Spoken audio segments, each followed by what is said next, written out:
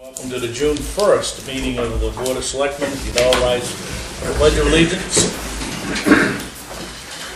Pledge allegiance to the flag of the United States of America and to the republic for which it stands, one nation, under God, indivisible, with liberty and justice for all.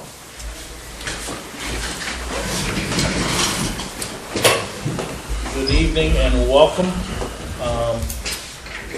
First item on the agenda this evening is we've got several public hearings, and we'll go through these one by one. The public hearing item, or the third public hearing, will start at 7 p.m. We may,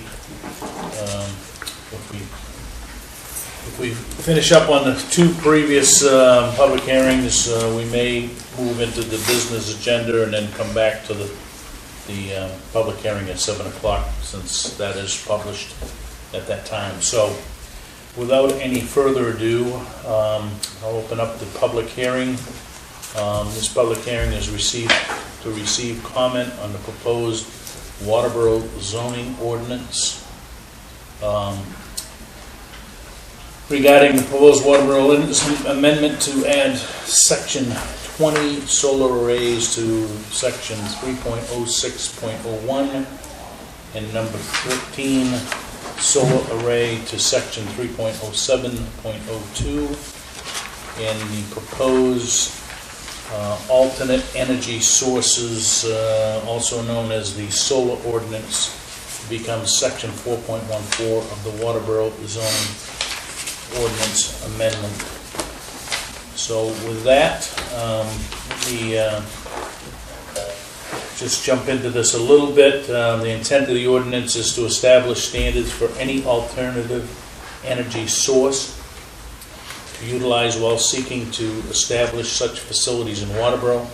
These standards apply to solar facilities proposed in the town. That is the one piece of this ordinance that is now defined, that's gone through the planning board. The planning board has had their public hearing and have now passed it on to the Board of Selectmen for our review, our public hearing, and then ultimately a vote. So the intent of the ordinance will handle any alternative energy source. However, the only real addition to this at this point is the solar, or solar farms, or however you want to call it, solar energy. Okay.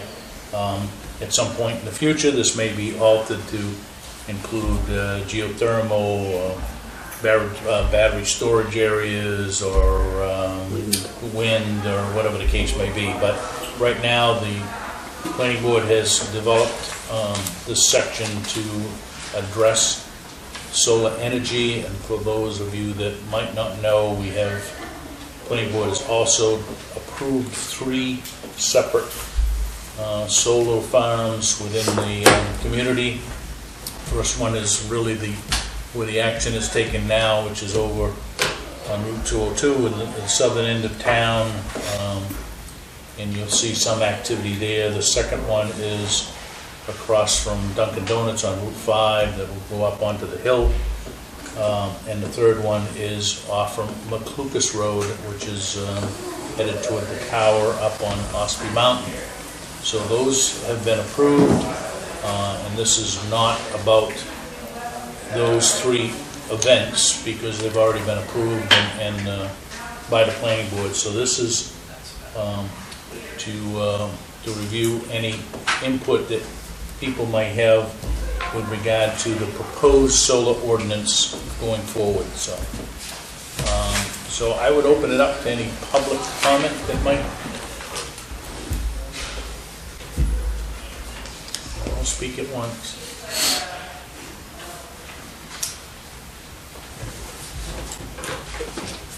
Well, sensing none, are there any comments from the board? I question just allowing this in the A&R 202 Route 5 area, and why this hasn't been elsewhere. I mean, they've got one going in on Lucas Road, which only meets zoning specs. Okay. And I just don't see this in the backwoods as well as right on a well-traveled way. And if it's off the beaten path, that means that Central Maine's gonna put some bigger wires in for us. We've only got just a small section of town here that's got three-phase power. And that would increase your power up to some of these other places. Okay. The other comment I got is, we've got one across the street here that's kind of a private unit, but it don't need any setbacks. You look at that and you line that woods line up over here, and that's right on the lot line. These things are a structure. And they don't meet the setbacks of 35 feet. That should have been pushed back. If it didn't fit on the lot, oh well, it don't go. But this one over here, it doesn't meet any of our zoning regulations. It was one of them deals that got passed through, and I don't know how. I've asked several times, but can't get an answer to why or how that got put in without meeting setbacks. We'll check the survey of what they submitted. It's pretty obvious if you line that up to the pins that are over there. Ricky Brandt is within, lot is within 2 or 3 feet of those solar panels, so that's not 35 feet. Okay, this ordinance will, I think, address any future concerns that you might have with regard to that. But you're only allowing it on 202 and Route 5. Yeah, and that's certainly, we'll take that into consideration relative to what zones it could be in, right? I mean, that would look awful nice on some of these older orchards that are in town, or some of your gravel pits. You go up on 13 going out of Baldwin, Grondins has got an old pit up there, and Mayetta, yes. Mayetta's got a pit up there that I don't know if they leased it or sold it or what they've done, but you can barely see it when you walk through. But there's probably 2,000 or 3,000 solar panels in that gravel pit, and it follows the contour of the land. It's you know, it's it doesn't hurt the eyesight by any means. Gary, you addressed some of the stuff with Lee J. I did. Planning board. Yeah, this particular issue, the planning board chose the forest and agricultural residential zones just for the simple reason to reduce the visual impact to a higher density residential section of town, which is logical. I don't think the 202 and 5 restriction was just I think it was these 2 zones, wasn't it, Dwayne? Yes, but I mean, that's your main A&R zone is 202 and 5. Yep. Once you get going up Route 5, you set in about 1,000, 1,500 feet and you go right into F&A. Yep. My mind is, if you're going up Route 5, wouldn't those solar panels look a heck of a lot better in the F&A? Rather than the A&R that you could have decent businesses there. Why fill those lots that are very developable for business into solar panels? These solar panels are only good for 10 to 15 years, and then we don't know what's going to happen to them. Nobody knows what's going to happen in 15 years with these panels. Whether they're going to keep going or whether they're going to mature and we end up with them when we get all said and done. The other thing that I had given to the board in a memo, if you saw that, buffering concerns, that came to be when the array across the street here came up under a simple building permit because the code officer didn't have any criteria for sending it to the planning board. I certainly do not think that this ordinance is ready to be approved this evening. I think it needs some more work. You might even want to workshop it with Lee J, or maybe the planning board as well. That would be fine. The definition of a solar array, I also raised that in the memo to you folks. And most of the projects, is over 500 projects similar to this in the state of Maine that are in the pipeline now, ready for construction, approved, I should say. And the definition section in here does not take into effect solar water heating systems that are primarily just residential or smaller commercial. They heat water and they do it very well. So I think the definition section, once you folks are done with it, could stand to be improved as well and expanded on. And we may have some additional concerns. So we're in the public hearing phase now, so it's not time to get into deep in the weeds here, but I think you need it needs some more work and discussion with you folks when you have time. And that can start tonight under item 9. Jim, step right up, just state your name and... Yep, my name's Clyde Smith. There are a couple of things in here. There's two Clyde Smiths in the room for the same thing. I'm Clyde Mitchell Smith. I'm his son. I would say, to your question, you said 15 years. Polycrystallines last about 25, so that's the expectancy on them. So half-life is 10 years, and they degrade 0.5% every year past that. One thing that you missed in here, though, is you said CMP poll at street to show that the system is alive. These systems don't typically work like that. The meter is run off a CT or a current transformer and a PT, which is a potential transformer, and you would need a GOAB on the pole to actually isolate this, right? Where are you getting that language?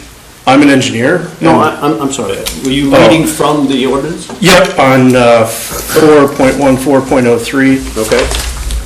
Subsection B4. B4? Yep. He said the developer shall provide a meter tied into the system and CMP pole at street shows that the system is live. And I'm assuming that that's for disconnect by the language because you're underneath abandonment and decommissioning. Right. Mm-hmm. Okay, just because you pull that meter means nothing. Doesn't stop that system, right? The meter is run off a CT or a PT to the line. So you would need a GOAB on the pole to actually isolate that from the grid. Okay. Another one, you were, well, I guess it's enough for now, but yeah, you would need an actual GOAB on the pole or a line disconnect to isolate that. And remember that anything from the panel to the combiner box is live anytime you have light. So moonlight, sunlight, that's live. So your firefighters, if they're fighting a fire, they need to know that, right? You can't isolate electrical power on the DC side of that circuit to the inverter. So where does that go? This is not Q&A, but I have to ask since you have more expertise than we do. Where does that go when it's not connected to the grid? As long as there's no, well, what are you talking about? When the sun is out. Well, it's just dead-ended, right? If there's no potential, you have no voltage. You have to have a potential source for that current to move. Mm-hmm. So, I mean, that's a much longer discussion than I think is Not for here, but I mean, what you're talking about is a panel to a disconnect to the inverter, from the inverter to a pad mount transformer to a transformer to a tie. Mm-hmm. So, I mean, those are isolation points, but. I am correct on the three-phase power coming out of the solar panels, though, correct? No. No? Well, yeah, from the inverter it is, right? So your DC, the system line, the demarcation line for DC to AC is the inverter itself. So it would go panel to the inverter is DC, and then you have what's called a IGBT. That is just a gate. Anyways, it makes AC power. So you go from DC to AC and then AC three-phase out. When that hits the road, that's gonna go into three-phase power. Correct. Yes. Correct. Okay, thank you. So and I know this is not about the three that have been approved, but the three that have been approved, each one of them claim that it's 20-year life, and at the end of that 20-year, they have to have a bond to decommission. So this addresses that. I would think that after 15 years, you'd want the bond, because you want the bond before that No, thing is gone. they're gonna sign up for a bond before they start Yeah, any but construction. that bond is gonna be good for 20, better than 20 years, Right. gotta be closer to 40 to, The one that we did most recently, I think, was $200,000 for decommissioning and disposal costs, so fairly considerable. Yeah, but the bond's only good as the guy carrying the bond too. well, So gotta these be a- guys go somewhere. it's gonna be a Bond bank or company it's ain't gonna be, there. right. Okay, any other input? I would suggest you are probably right, we need to reconvene with planning board on a workshop and whatnot based on some of the information that we have tonight. But, anything else? I had a couple of questions. Yep. I noticed in reading through this, it mentions the fire code. There doesn't seem to be any mention of what happens, how susceptible are these units to creating a fire. I mean, we have a large wooded area here, obviously, in a lot of houses. What's the potential there for another forest fire in Waterboro? I don't know the answer to that. We can find out. Yeah, I think based on the public hearings that they had before the approvals with the corporations that were doing this, that's certainly not a concern of theirs, but that doesn't mean that it doesn't exist. And the second question I have is, because granted, I don't know a lot about electricity, and I don't mess with it if I can help it. Do these arrays interfere at all with, let's say that somebody has a ham radio system in their house and the antennas and stuff for that? Does it affect that at all, or any type of communications? Does it adversely impact that? I don't know as we know the answer to that. It'd be no different than the three-phase power coming up Route 5 or the whole length of 202. Plenty of solar contractors, we can ask that question of them, so, yep. Anything else, Gordon? No, that's all I have. Hey, just as an aside, and not, I mean, this is something that probably needs to be worked a bit, but just so that the folks know that may be tuning in, the three solar farms that have been approved, all are under 5 megs, so they're all exempt from property tax based on legislation passed by the 119th legislation? The last session. Last session. So, with that being exempt, the state constitution requires that the municipality be reimbursed 50% of whatever that taxable income or taxable assets are. So, I guess somebody in Augusta will be writing us a check once these all come online, but we cannot assess them or tax them locally because they're exempt from property tax. So, That was a mistake by the legislature. They were going to fix it this session, but they've dispensed with that, and they're going to address it in the session, which would be this fall, I guess, in theory. okay. Yeah, in pencil. So what benefits the town to have these things in? Absolutely nothing? Well, we're gonna get 50% of the assessed value. Well, they say they're gonna give us 50%. Oh, no, the Maine Constitution requires them to give us 50%.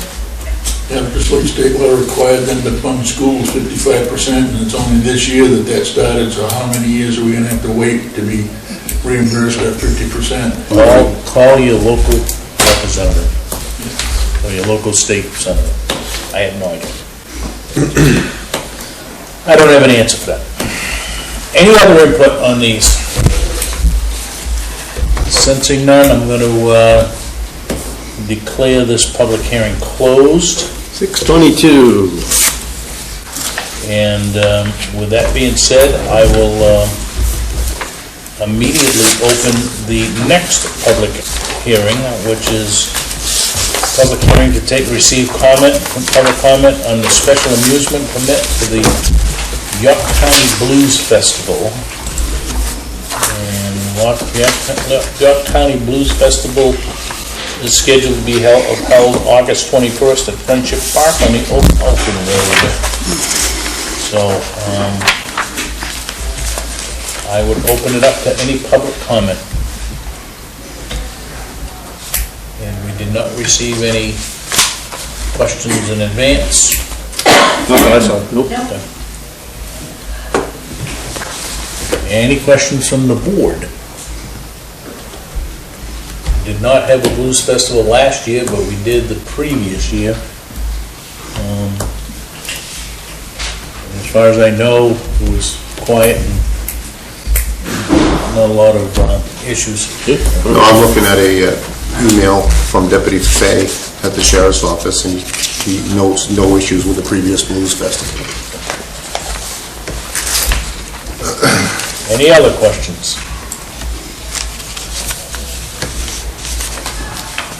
Sensing none, I would declare this public hearing for the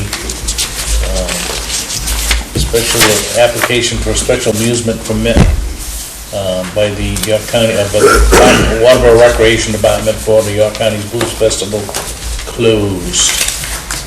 And we'll address the acceptance of these later. Okay, we have a third public hearing that's scheduled for 7 o'clock, so we will move on to some of the other information in the business agenda.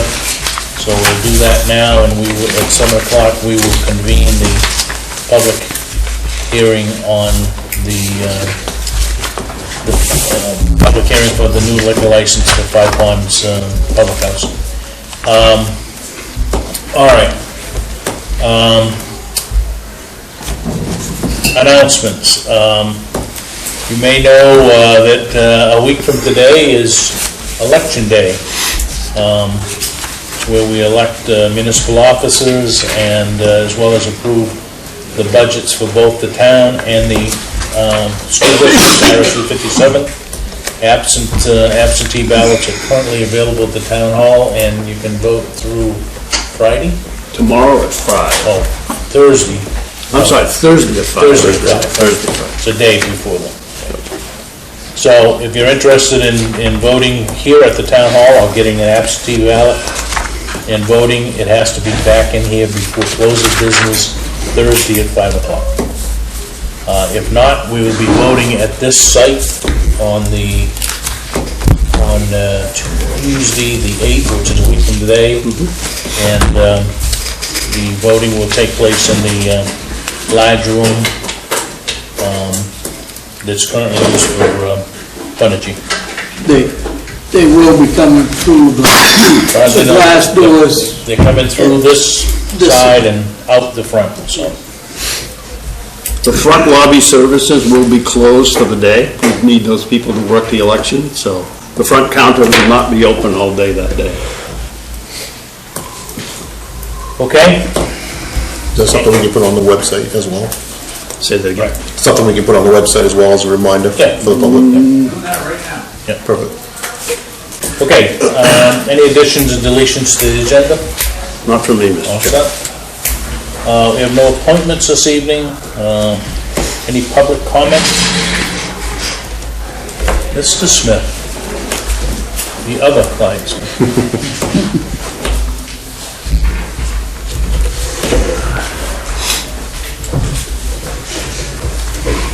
Good evening. My name's Clyde Smith, and I live on Deering's Ridge Road. I wanted to comment tonight on some of what I heard from the last board meeting and from what I see is on the business agenda for this evening's meeting, the old business agenda. I tend to get sidetracked and ramble a bit, so I've written it down. If you don't mind, I'll just read it. It's on the old business agenda this evening to continue discussing the Bennett Hill Road dirt section legal status. On March 16th of 2021, this board voted unanimously to temporarily close Bennett Hill Road and directed Public Works to do so, demonstrating your position and establishing for the record that you had authority to do that. Something you could only do if it was a recognized town way. The economics of the town 65 years ago made it necessary to cut costs and conserve funds, so with all good intentions, it was decided by vote at town meeting to discontinue 20 roads, 16 town and 4 intertown.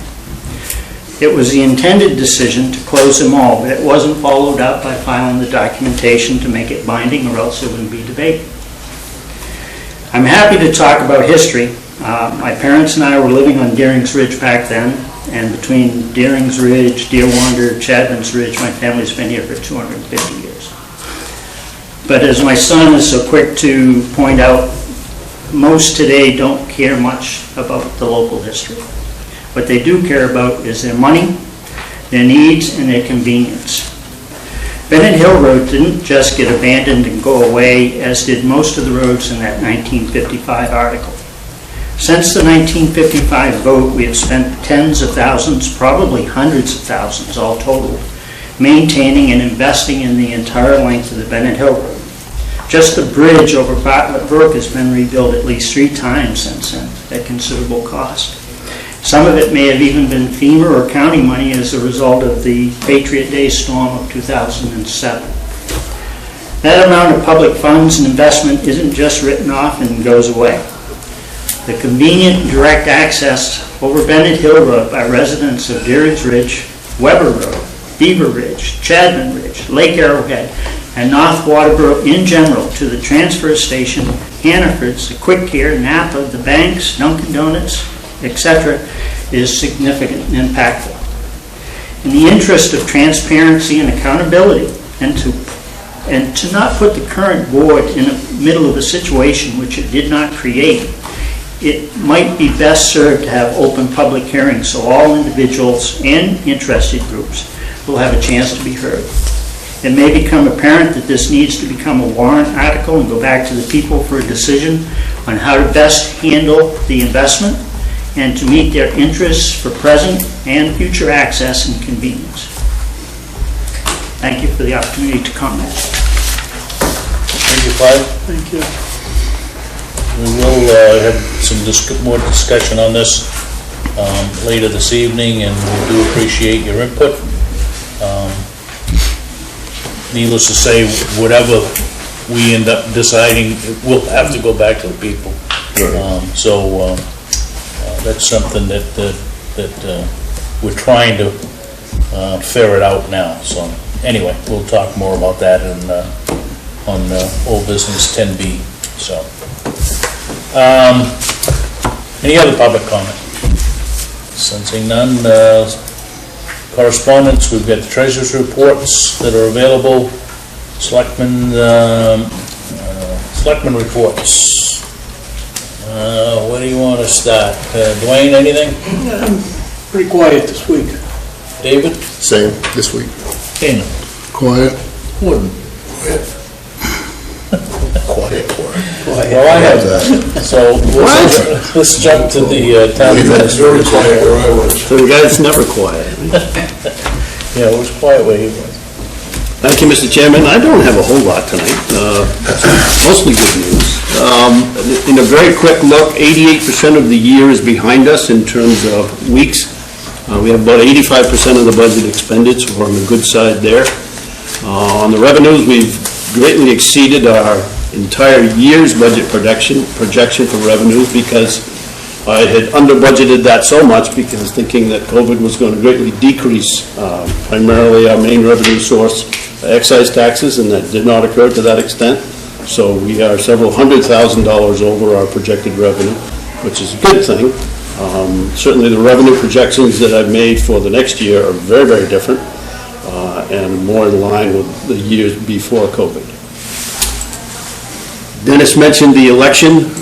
Just for the people to know, we have two candidates for one seat on the Selectmen. Gordon Littlefield, the incumbent, is running, as is Michael Provencher, and they both recorded an interview created by Dave Lowe with the assistance of Bob Powers, our election moderator. The same questions were asked for each candidate, and each one ran, I think, about 30 to 45 minutes, I think. That recording is on the website, and you can watch it at your convenience to hear how the candidates answered those questions. And I would encourage everybody to vote in this building from 7 a.m. to 8 p.m. a week from today. And again, the front lobby for taxes and buying licenses, etc., will be closed next Tuesday, June 8th, all day. A land swap update, still waiting for final closing details per the attorney's schedule. We will transfer the funds when that's ready. An update on the fire department for the projects that the Board of Selectmen wanted to try and occur this fiscal year with these monies, with monies from this year. The flooring at Central Station is occurring this month. Hope to be done by the middle of June with central flooring. Rooftop materials will hopefully be ordered, but we will not be able to have them installed in this fiscal year. And the two mechanical CPR devices have been received and are in service. And the reason for that is the protocols for CPR have changed. You have to do many more compressions per minute. And these units can do that and do it very consistently, more so than humans. You need, I guess, 6 to 8 people to do a code now because you do it for a lot longer time. We used to do it for 20 minutes, and it can be as many as 60 minutes now. So these mechanical CPR devices will be valuable. Our ladder truck will probably not be delivered before July 1st, so working with Julie and the bank for funding, and talking with Dennis on how best to escrow the down payment that we have, and we may want to actually close on this loan before June 30th, which the bank is fine, and our bond counsel, our attorney, Jensen Baird, is fine with that as well. So we've got a couple of different options on how we can start the financing and start that loan for the ladder trucks, which we hope, emphasis on hope, will be here by the end of July, I'll say. I'm not optimistic about that, but we were supposed to get it in March or April. Planning Department has received an application for a commercial medical marijuana grow operation on the west side of Route 5, just north of West Shore Road. The initial review for this application is tomorrow evening with our planning board here, and you can certainly be able to zoom in and watch that. Remember, this is a medical grow facility. Waterboro voters said no to recreational marijuana retail operations, all 5 of those uses. But medical marijuana is permitted. And the last piece here is a positive note. There's going to be a senior parade for Massabesic High School seniors. It starts at 10 o'clock Sunday, this coming Sunday, June 6th. They're going to line up on Straw Mill Brook Road. They're all going to be in cars that are decorated. I'm told there will be nobody walking. There will be no floats. But they're going to have a heck of a ride down to Massabesic High School, I guess. And the York County Sheriff's Office is providing the traffic control. According to the lady that called me today, Deputy Solomon is in charge of that, I guess. It's going to be fairly short. I assume they'll be driving fairly slow, and hopefully a lot of people will turn out to recognize the seniors that are graduating. And that's it from me, Mr. Chairman. Any questions, comments? Okay, let's move on. New business, discuss possible vote to approve the amended zoning ordinance to add number 20 solar arrays. Da-da-da-da, you can read it. I'm not gonna read it verbatim. So, what's your pleasure here? I think enough. I'll make a motion that we have at least one workshop and another public hearing on it. Okay? I'll second that motion after listening to that gentleman. Workshop with the planning board? I would recommend the planning board, yes, Okay. because they started that. And I guess there's some questions on why they went that way. and- Yep. So we will invite them, but whoever shows up. I'm kind of discouraged Certainly we with them need- right now because they're not here to represent their own So, work, but, but we do need Lee J. yeah. Yes. We'll have to pick a night when he can. Do I have a second to that You do. motion? Dave. Second. Okay. Any further discussion? The only reason I added a second public hearing is we're gonna have to have one because we're changing the ordinance or Language word could change, right? Yes. Word changes in it, so. Okay? Anything else? All those in favor?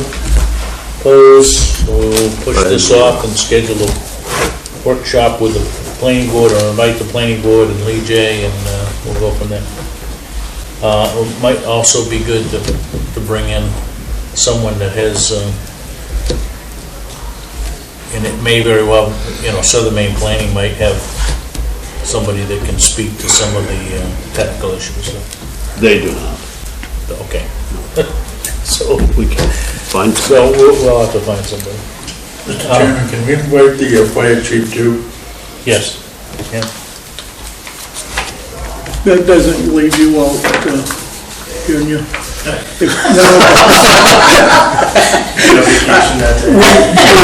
We would love to have your input with the knowledge that you've got. Okay? It's a workshop, so anybody's invited, but you've invited me quite a little bit here today. We'll let you talk if you come. All right. Discuss vote to approve a special amusement permit for the York County Blues Festival as requested by the Parks and Recreation folks. And there are some attachments with regard to that, certainly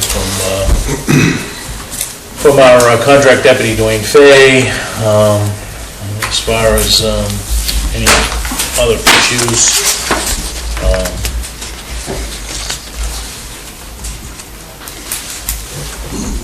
What's your pleasure? Make a motion that we approve the amusement permit for the York County Blues Festival. If it's anything like it was a couple of years ago, I think it was very good for the community. A lot of people locally showed up, and also from Hollis and Limerick, as I talked to them, and those people thought it was a great idea. So, and I know the music was good, and we get a chance to hear our IT director play some guitar and sport his new cowboy hat, so.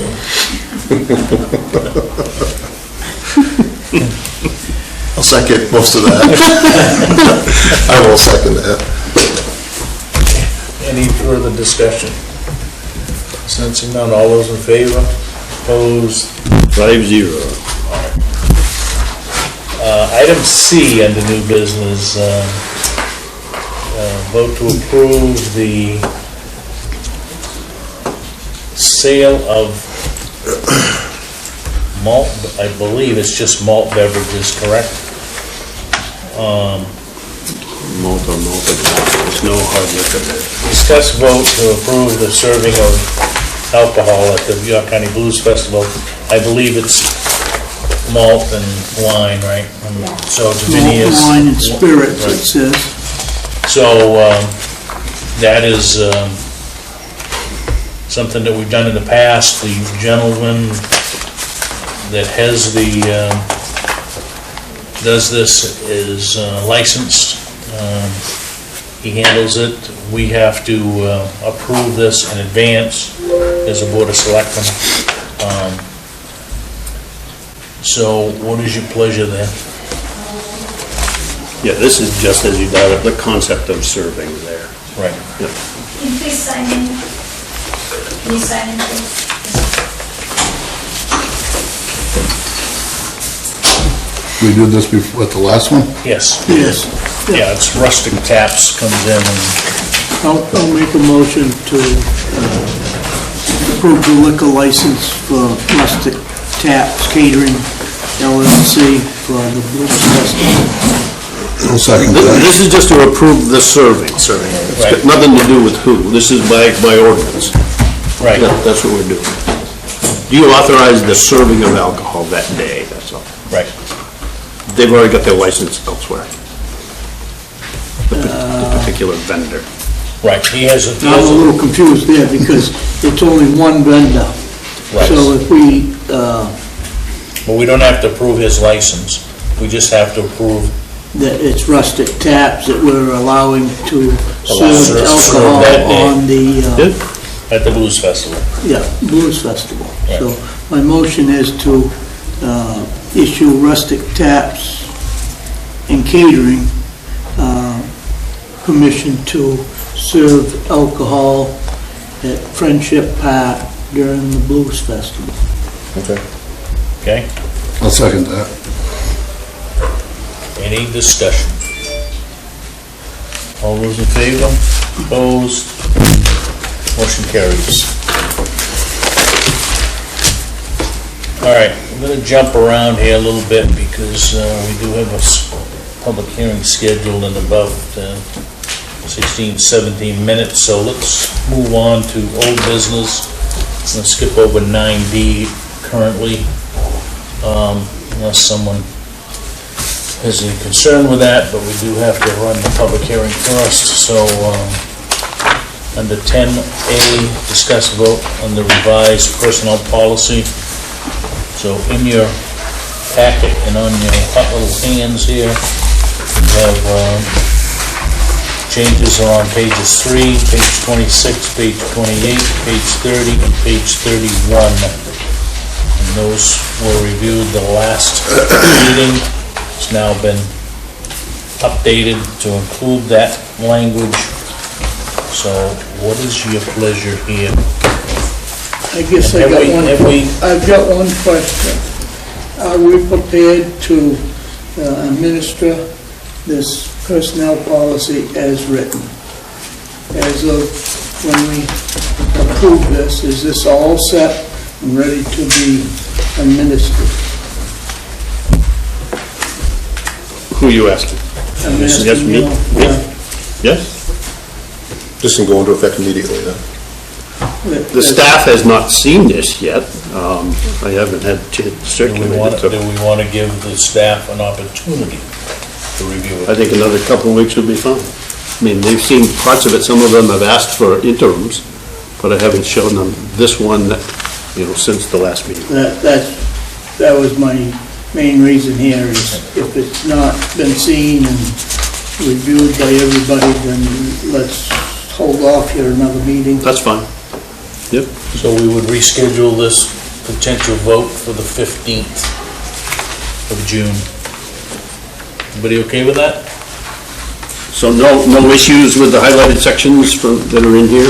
We talked about this before. There's nothing new in here that changed from 2 weeks ago, so. If it were up to me, I'd pass this tonight.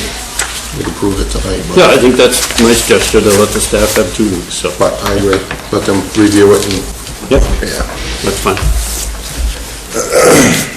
Okay? Everybody all set with that? We'll just move it to 2 weeks from tonight? Want a motion on it? I don't think we need to. Just- Okay, continued discussion on the Bennett Hill Road dirt section, legal status. Certainly, I think Mr. Smith brings up some valid issues. It's very obvious that the road has never been abandoned because we put thousands of dollars into the road over the course of time.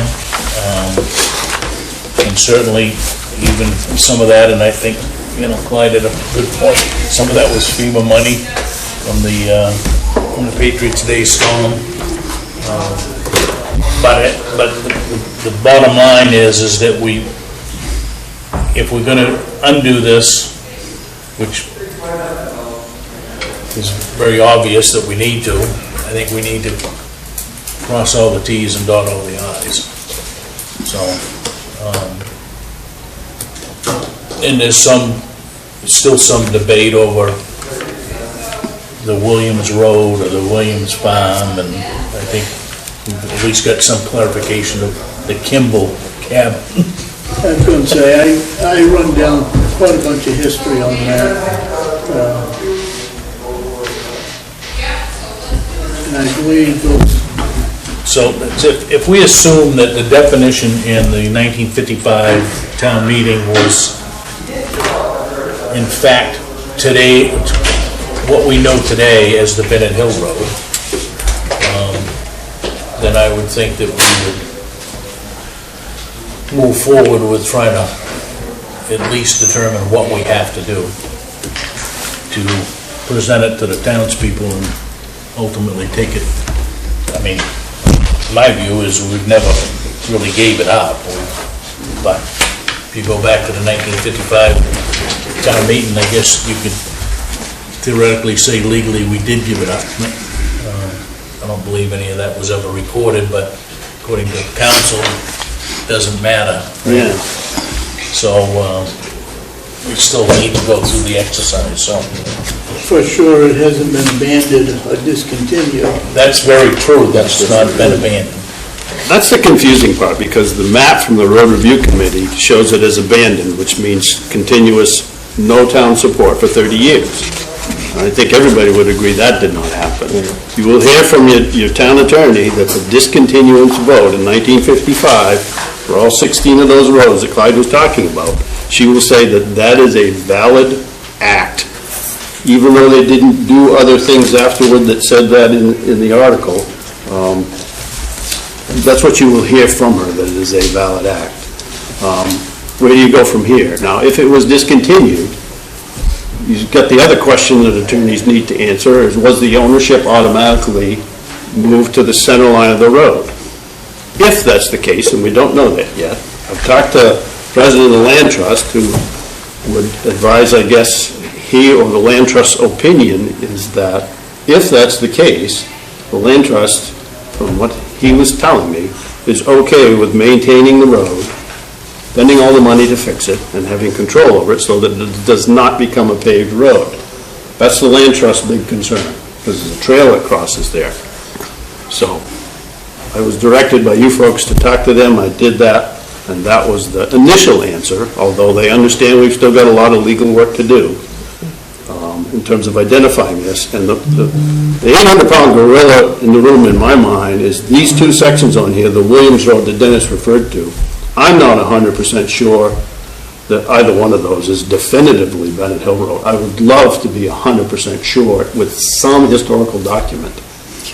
And Kimball Camp, it definitely was up on the Bennett Hill Road.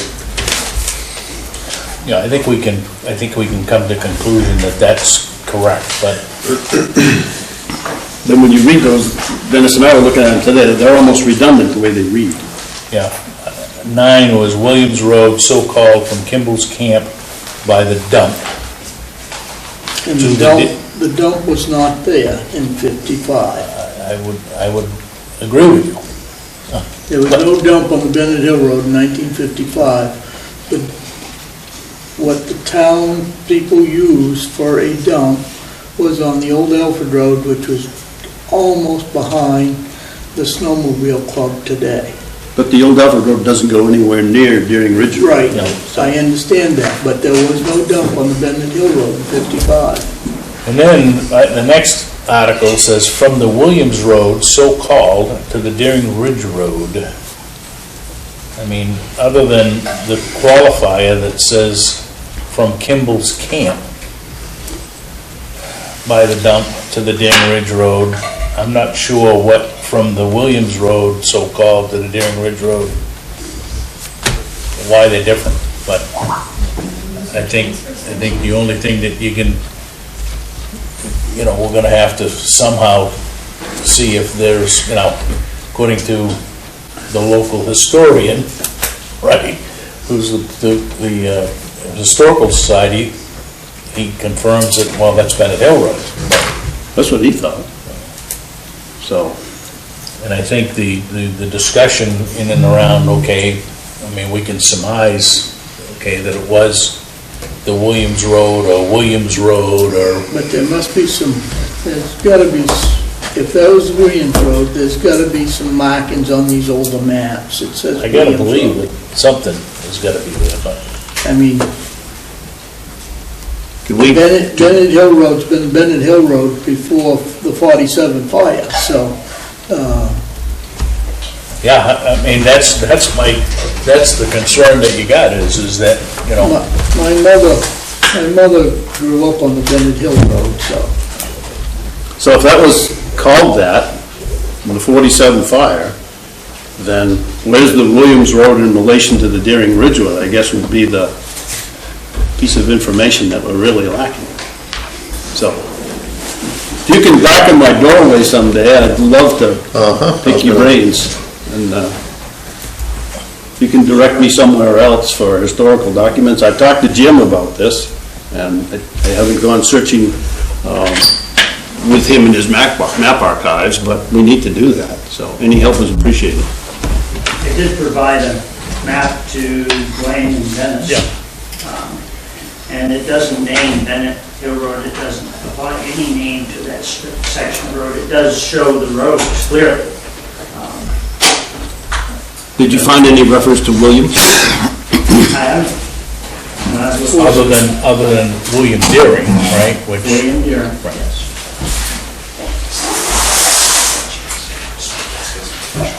You got some time next week? Sure. Okay. That would be beneficial. Yep. Anything else on Bennett Hill Road?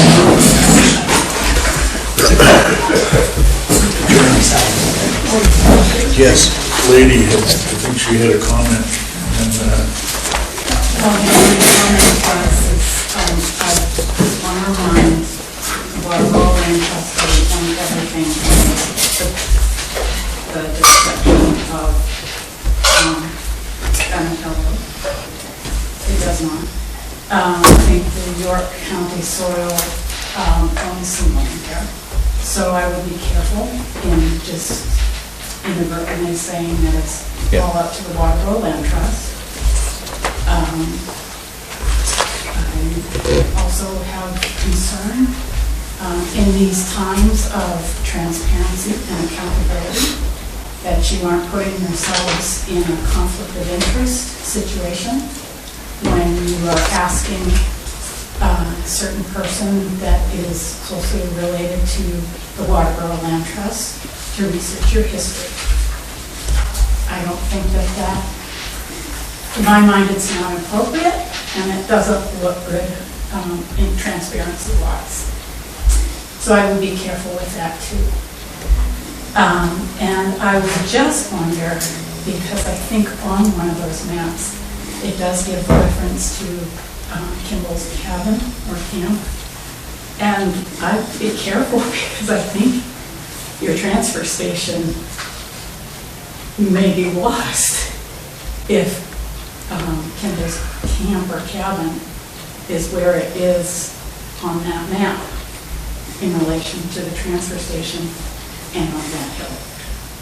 So I think you might want to be careful. Well, I think you just said a mouthful, because who you are deeding that road to.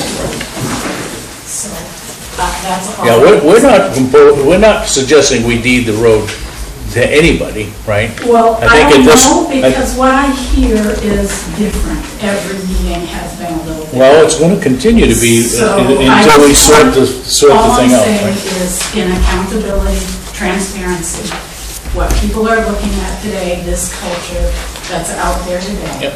You want to be very careful about putting yourselves in a place of conflict of interest. just for a little bit of information, the Kimball camp, so to speak, a Kimball house. Mr. Kimball died in the early 60s, from what I can gather. And his daughter took ownership of it, and they added on to it a couple times for her family. Bertha and,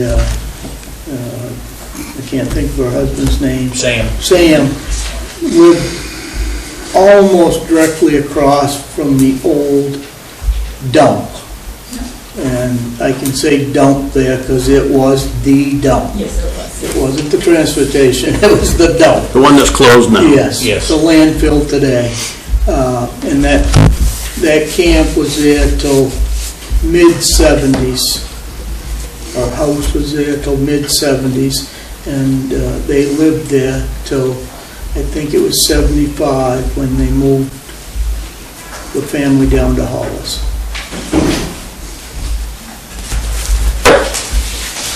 Can I touch on one thing? Yep.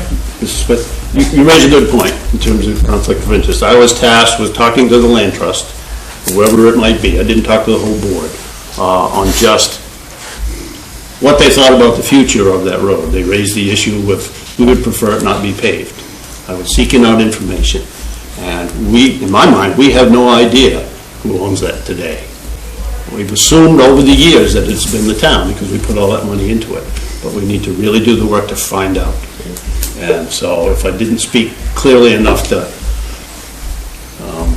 force you to make that question, I apologize for that, because you raised good points. We need more information to know, to be certain, and we're not now. But I think the town's position is that we own the road, and we Right. maintain the road. And I'm happy to hear you actually say that, because that's not the feel that I have gotten since January of 2020. That's not the feel, whether it's come from the board or your town administrator. That's never been the feel. And so I'm glad to hear you publicly say that the public position of the select board is that the town owns Bennett Hill Road. Thank you. Thank And you for I saying think, ultimately, that's, from my view, that's based on a lot of money that's gone into that road. Yeah, exactly, exactly So- so. Yes, thank you. And I think we should. Question is, what do we need to do to make that happen? Right, I don't disagree. I think we need to clear up the legality associated with the 1955 town meeting, okay? And I think if we can do that, then we'll move on and... Right. And I think state statutes support your position that you own it. And I think that, in my mind, that's the position that I would want to put my hat on, is state statutes. Unfortunately, our council has some different... We don't agree with that. Truly understand. I Ask the understand. council to defend that position. Right. Here's the statute, why are you saying it's this way? It's a town meeting vote, she's saying that's a valid act, Mr. Lamb. So, that's the rub. Well, the state says that you can take and discontinue roads by two ways, essentially. You can do the diligence, you can have the votes, and you can do the paperwork, and you can close it. Or abandonment. Abandonment is 30 years with no maintenance, no funds, no activity, nothing done on the road. I think in 55, what they were trying to do was conserve funds, and they were counting on the abandonment of most of these roads to make them go away. Which they did. And certainly, the state statutes in 55 were different than what they've been. And there's still a proposal today in the legislature today, as we speak, to change this whole abandonment.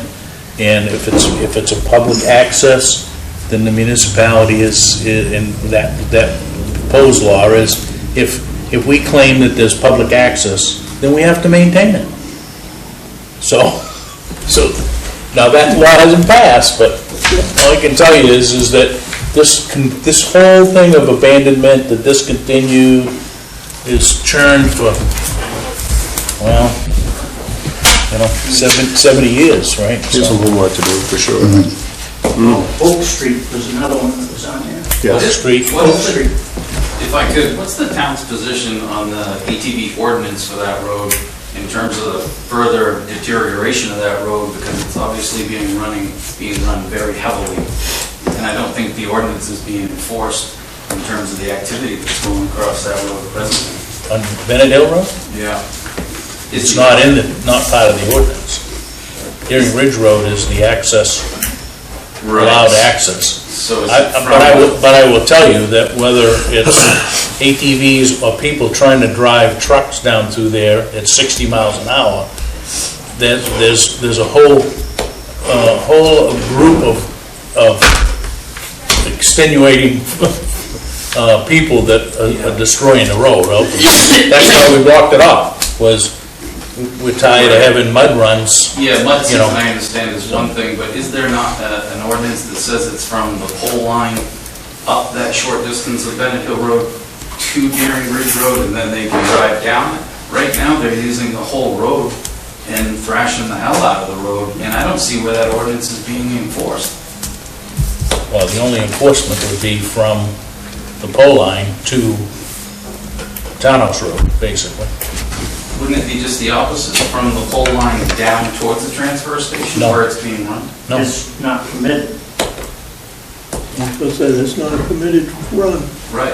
No. It's not being enforced is my point, it's just being Saying that used, they're doing you know. it constantly. yeah. And it's not just ATVs, it's dirt bikes. It's the whole shebang. yeah. That's why I pave it. But when there is, public travel over it, you have that many ATVs, not following a written ordinance that was voted on by the town people, there's a lot of liability there for people that are paying taxes to drive automobiles on that part of the road. That's where I see it. I don't agree with the liability, it's an enforcement issue. I mean, we need game wardens. There's never So, you enforcement can- up there, it's a free-for-all, and they're using the entire part of the road on the weekends as well, so. It's that's not, the only comment. it's not only Deering Ridge Road or Bennett Hill Road. Yeah, I agree. I mean, it's every road in the town of Waterboro. Right. Okay, we're gonna jump back. That Townhouse Road, just a comment on that, but they're pounding the living daylights out of the shoulder. And you're gonna see the state put about 4 to 8 inch riprap up through there so they can't ride it. They did the same thing over to Acton when they started pounding up 109. And it's very expensive, but when those shoulders start disappearing, the state's gotta do something. And we ain't gonna keep filling it full of crushed gravel so you can pound it back out. It'll be something hard enough so that it ain't gonna move. Okay, we've got to jump back here, we're actually a few minutes late here. I'm looking for one thing. When did they stop milking at the Deering Farm? I believe it was after 55. And I don't believe the Deering family would have ever closed that road in 55 if they was hauling milk down to the train station. I don't think the house was lived in 55. To my recollection and what my parents have told me, there weren't any occupied houses in Waterboro beyond our house on that road. Yeah, I would believe that. Well, they never plowed it during the winter, they plowed up to the, All was plowed up. right, All was plowed up as far as our house. right. And we were the first house on that end to get electricity. And after we got the electricity, then the Tars came in down in the old Clough place, Yeah. and a few years later, the Mitchells started staying here. Yeah. But no one lived in the Deering house, no one lived in the Cropper house, Okay. which were the only two houses on the road. That's the road that they used to get down through there. All right, all interesting information, but we need to run this public hearing in, so, let's jump into this public hearing. I'm gonna declare that the notice of public hearing, Board of Selectmen will hold a public hearing on Tuesday, June 1st, 2021 at 7 PM. The public hearing is to receive comment regarding the new liquor license for Five Ponds Public House located at 1041 Main Street, Units 103 and 104. We do have information from both the code office and the fire department, and I would open it up to public comment. Applicants are here as well. Applicants are here.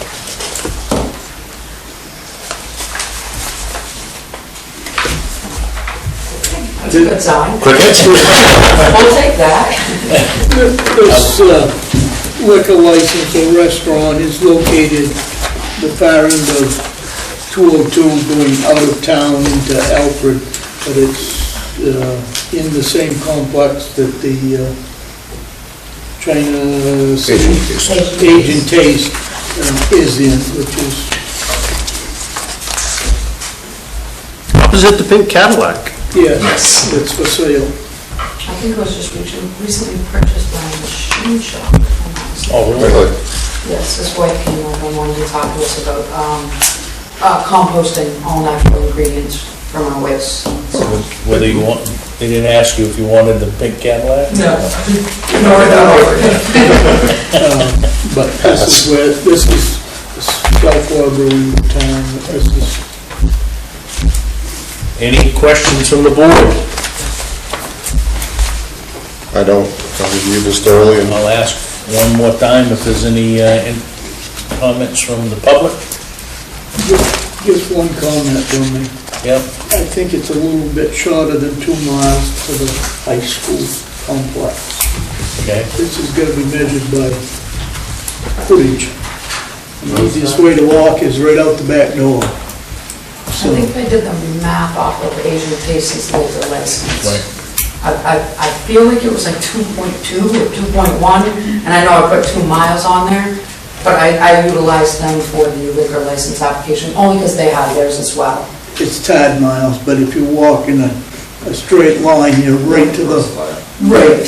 I and they think were we're a there. couple hundred yards across there to the maintenance building. Right, I think we're there at unit 101 and we're at 103 and 4. I was like 50, Not a big 60 deal, feet but difference. Yeah. it's quite a bit shorter than 2 miles. Anything else? Sensing none, I'm going to declare this public hearing closed. And we're going to jump back to 9D. item 9D, which is discuss and vote to approve the new liquor license for Five Ponds Public House. So Your moved, pleasure. so moved. second that. Okay, moved and seconded. Any further discussion? All those in favor? Opposed? Motion carries. You will not have to go back to a public hearing in the future. We only do this on the new ones, and then typically, when you're up for renewal, we will just consider it and go. As long as there hasn't been problems, you know. As long as there ain't no major problem. That makes sense. Okay? So, So, say one thing? yep, Just tickle your calendar a couple of months early, because we always get into problems, and you folks would have to run it up to Augusta to be able to continue to stay open. And Sure. The liquor inspector is sometimes forgiving on that, but we run into this quite a bit, so. Absolutely. Yeah, I think tomorrow was going to try to drive it up when we've been talking about that. What's the difference? Oh, very simple. Larry. But on the renewal, I mean, a year from now. Oh, okay, yeah. We'll make sure to have it a couple months. Yeah, because the board only meets twice a month. Yeah, that makes sense. so you have to go through the exercise of getting up, you know, sending it to Augusta, and we'll Yep. handle the signatures here this evening, and we'll go from there. So, okay? Any other questions, comments? All set? Cool. Good to have another business in town, and wish you well. Thank you so much. You want to wait for that this evening, or come back in the morning? If we could, we'll wait, no rush, we have no way to go. We can drive it up tomorrow. Definitely, pins and needles for it. All right. Scan it, then yes. Yep. Be there when they open.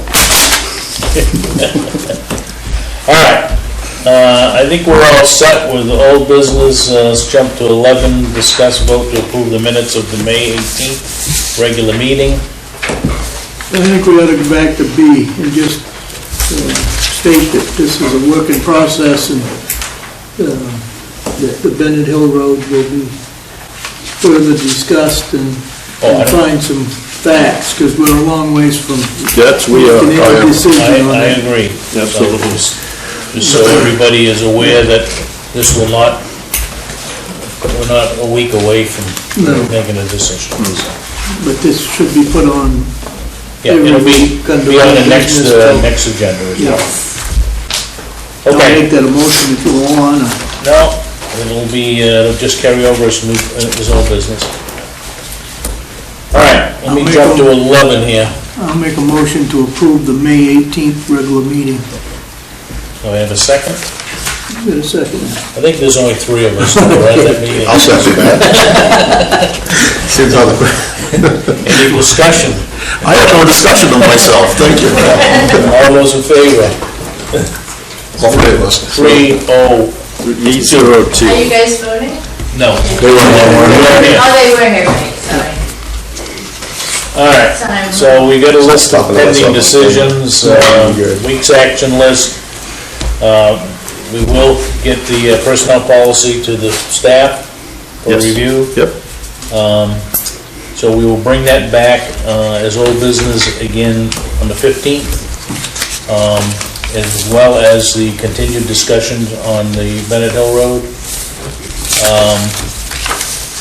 Any other issues? We do have an executive session starting early on the 15th, right?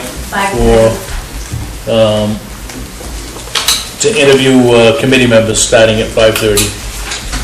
Okay, so there's 2 home days committee requests. Anything else you want to see on the agenda?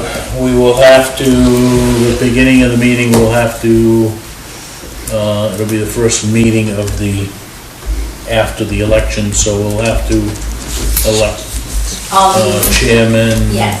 vice chair, all of that stuff, so. And we also, the 15th will be the last meeting that we can use funding, so if there's anything that needs to be flip-flopped from one account to the other, June 15th is the last meeting that we can do that, unless we have a special meeting. But I don't think we need to do anything other than, You'll give him a presentation on roads? He's gonna give a DPW update, or whatever else he wants to call it at that time. Okay. Josh is welcome to join, however, Peter and Josh work together on it. Is there anything else? One thing, we're going to need at least one planning board member, so people that are listening here are interested in joining the planning board, your application is to myself or Laura Lowe. Depending on the election, we'll have 1 or 2 vacancies there, but Deb Burrows has already stated that she does not want to re-up for another term, so. Thank you. before we adjourn, Yeah, can we put the transfer station on the agenda for tonight? anything specific, or? Yeah, Sundays, if we can't get the help, then household trash and recycling is the only thing that we can take down there till we get some help to help Josh. And I would make that a motion that starting now through till we get some help, close the down back closed till we have at least 2 more employees to help him run that. 2 men can't do it. Are we still using the temporary service, or did that just get swept under the When rug? they show up? Well, they haven't provided, I mean, we had some people that we had to let go and not have for that day, for good reason. The only problem with that, Dana, is it's good if I can have them there to run a compactor, but as far as like universal waste and handling stuff like that, they have to legally be trained and certified to handle that stuff. So if I only have 2 temp guys, me and 1 other guy, it just makes it difficult. I need real help. That's when they should be brought in on a different day and be trained, Well, so you have it. but you never know who you're gonna get. That's the problem. Request the same people, We have. that's all you gotta do. Well, Dennis and I have been talking to Pete a little bit with Josh, more Pete and Dennis recently, but we tried advertising for these positions, we made pleas. I think one thing that we need to consider is a significant increase in the hourly wage for local people here who can give us 1 or 2 weekends a month, Saturday and Sunday, to come be part of this rolling team to work down there. We don't have that now. Josh doesn't have enough help. And from the response that we've been getting over the past many, many months for people to work down there, I think we're going to have to open up the checkbook a little bit more to get people to come. And this could include some younger folks, high school students. They have to be 17, I guess, to do that type of work. We need 2 teams of 2 to give us 1 or 2 weekends a month to be able to do that. And it ain't gonna happen this weekend, and it won't happen next weekend to get this team going, because you've gotta do some advertising, so, until we get a paper down there, help train, let's close that down so that you ever get the flow in and out of there on a Sunday. I have no problem with that. That's why my absence, but I think folks did the right thing. I agree, but, I mean, let's continue it until we find some help. We can't expect 2 guys to run the whole complex down there. It's more than 2 guys can handle at this point. So, Yeah, I don't think we we got a motion that we close. You're right, it is more than what 2 people can handle, but the thing is, if you're not getting people coming in when you're getting an application out there or ad, you've got to keep working with these temporary people or something. Got to do something. Got to do something, but So I would suggest that we bring in more temporary people and bring them in on a day that you have a day off, and Pete and Josh train them. Pay them for that day. What's the difference? You got to train the person that you hired to do it if you hire them from the high school, or it's still gonna take a month to get this done, Dana. So, it don't matter. We've been doing this for over a year. Just for a little bit that I've been here, the first time that we did the temporaries, 2 people showed up. One was very well, very good worker, one wasn't so well. The next week, the following, that good worker showed back up, but the next one didn't. And it was the week after that, nobody showed up. Right. And the week after that, they sent 2 others, and we had to let them go for hugely valid reasons. And then we do have 2 more promised for Saturday and Sunday. Show up. You want to use the same people. You want. Again, to my point, we did, and they didn't want to come back. So they sent 2 others that, again, we had to let go for super valid reasons. Can you find out ahead of time who's coming? So this conversation I had today, they will not give us an answer until the morning of who will be coming, and/or if anybody will be coming. So deal with them, just call another agency. Do Right, whatever. call somebody else. I mean, if we gotta use 6 agencies to get 2 people or 3 people, then let's use 6 agencies. Sounds good to me, yeah. We've been over a year, or almost a year since was elected as a selectman trying to get Josh help. We didn't interview the person. So, But every other meeting, the same subject comes up, and Gary says, "Oh, we've got no applications, we got no so we actually applications." did interview one person. I think the interview went pretty well. We had a schedule for a physical. For whatever reason, the physical didn't come to fruition. Josh tried several times, the town administrator tried several times. I drove to his house several times, and it wasn't until just recently, last week, I got the word from Josh that he found a job somewhere else. He never got back to us, even though we tried. And even today, twice, I've tried to have a conversation with him. He will not look at us or anything, and he's just kind of going off in a different direction. So I'm not sure what happened. I'm still bound and determined to try to bump into him someday and get the information out of him. Is that the kid you told me about, Josh? The answer that I got was he took a job that offered a lot more money, and after having the interview with us, he could tell that he just said that, in a nice way, there seemed to be a lot of people that didn't know what was going on, and he didn't want to be a part of it. news to me. Okay.